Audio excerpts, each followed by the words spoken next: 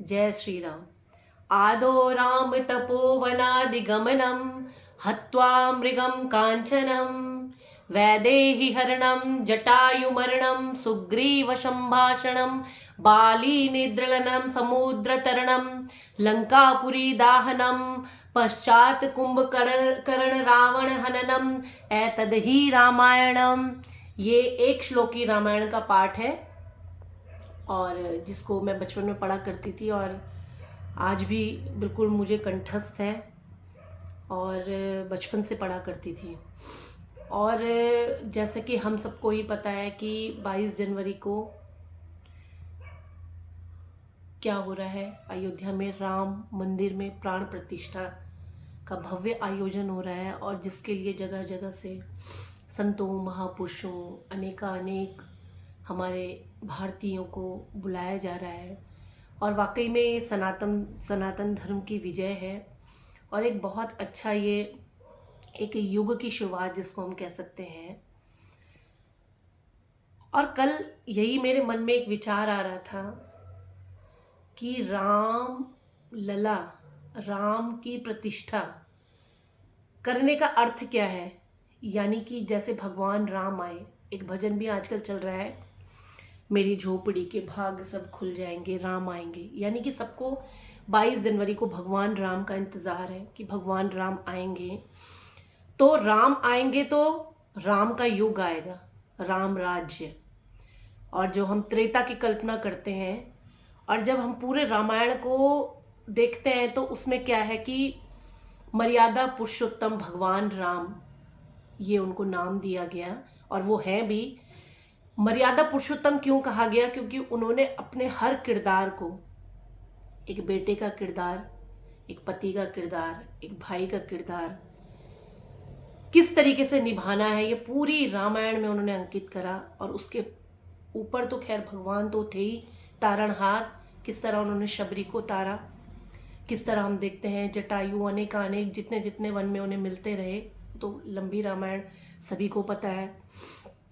लेकिन अगर हम कह रहे हैं कि 22 जनवरी से भगवान राम मंदिर में विराजेंगे और सब इंतज़ार कर रहे हैं कि दीपावली मनाएंगे, दिए जलाएंगे, आतिशबाजी होगी और एक परिकल्पना हो रही है कि उस दिन से, परिकल्पना इसलिए मैं कह रही हूँ क्योंकि अभी वो हुआ नहीं है। 22 तारीख की एक परिकल्पना, सबके मनों में एक उत्साह है, एक जोश है कि 22 तारीख को ऐसा होना है। बहुत अच्छी बात है, ऐसा होना है।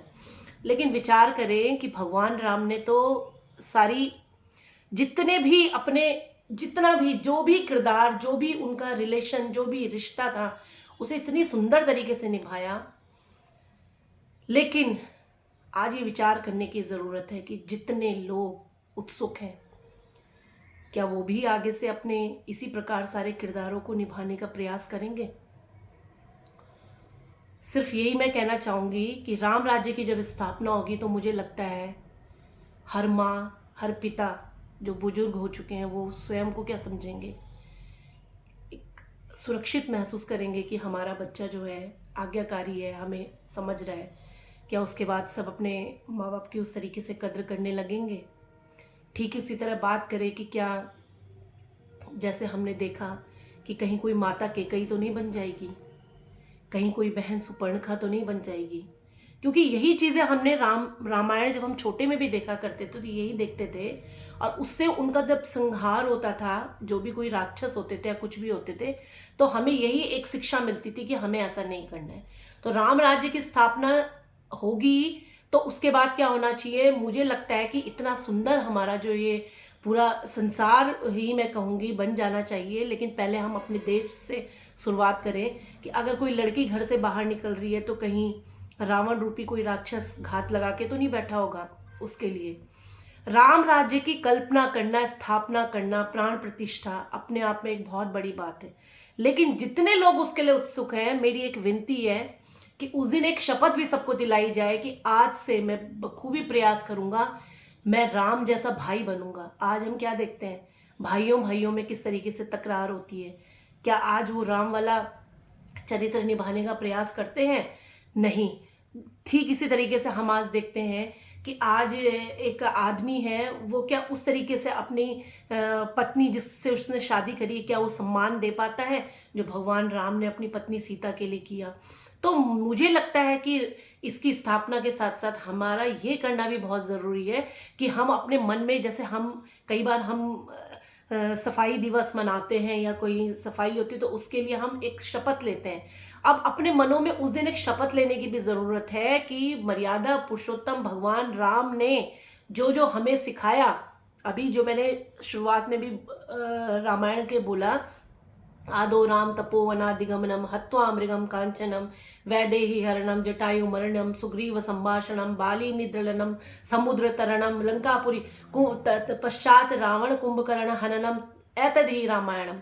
तो एक दोहे में ही पूरी रामायण का सार दिया हुआ है और उसमें क्या क्या बातें बताई गई है। भगवान राम ने कितना कुछ नहीं किया। भक्तों का तारणहार भी कब होगा, जब भक्त के अंदर वो शबरी वाले भाव आएंगे, ना कि सिर्फ ये कि हमने झोपड़ी बना दी और हम कह रहे हैं कि हमारी झोपड़ी में राम आएंगे और हम तारणहार, हमारा पार उतारा हो जाएगा। बल्कि हमें शबरी जैसी भक्ति की ज़रूरत है और हमको लक्ष्मण जैसा भाई बनने की ज़रूरत है, तो और सीता जैसी पत्नी बनने की ज़रूरत है। और ठीक उसी तरीके से भगवान राम जैसे जिन्होंने एक मर्यादा को निभाते हुए अपने सारे रिश्ते निभाए, ऐसा बनने की ज़रूरत है। तो मैं भी कहती हूँ कि 22 जनवरी से हम एक नए विश्व का आगाज़ करेंगे। यही मेरी कल्पना है, यही मेरा सपना है और ये साकार होगा, ऐसी मुझे उम्मीद भी है। जय श्री राम।